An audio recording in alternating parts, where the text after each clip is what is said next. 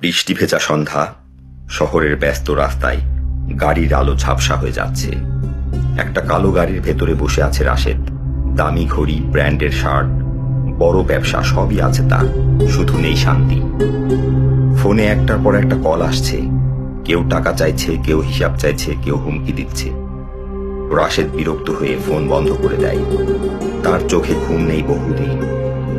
অন্যদিকে গ্রামের ছোট্ট এক বাড়িতে মাটির বারান্দায় বসে আছেন বৃদ্ধ আব্দুল কাদের। পুরনো পাঞ্জাবি, হাতে এক কাপ চা। বিদ্যুৎ নেই, তবুও মুখে অদ্ভুত প্রশান্তি। হঠাৎ পাশের লোক জিজ্ঞেস করল, চাচা, আপনার তো তেমন কিছুই নেই, এত শান্তিতে থাকেন কিভাবে? বৃদ্ধ হালকা হেসে বললেন, মানুষ ভুল জিনিসের পেছনে দৌড়ায় বাবা। সবাই সম্মান চায়, বড় হতে চায়, ধনী হতে চায়, কিন্তু কেউ শান্তি চায় না। তিনি আকাশের দিকে তাকালেন। লোভ মানুষের পেট ভরায় না, বরং হৃদয় খালি করে দেয়।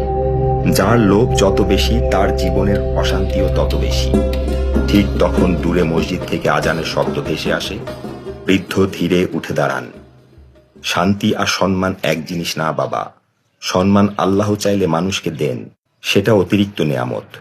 কিন্তু শান্তি, শান্তি হলো এমন এক দান, যেটা না থাকলে পৃথিবীর সবকিছু পেয়েও মানুষ ভেতরে ভেতরে ভেঙে পড়ে। এদিকে রাশেদ তার বিলাসবহুল ফ্ল্যাটের বড় জানালার সামনে দাঁড়িয়ে আছে। নিচে হাজার আলো, কিন্তু তার চোখে গভীর অন্ধকার। আর গ্রামে সেই ছোট্ট ঘরে কম আলোয় বসে বৃদ্ধ মানুষটা সিজদায় মাথা রেখে শুধু একটা কথাই বলছেন, হে আল্লাহ, আমাকে শান্তি দাও।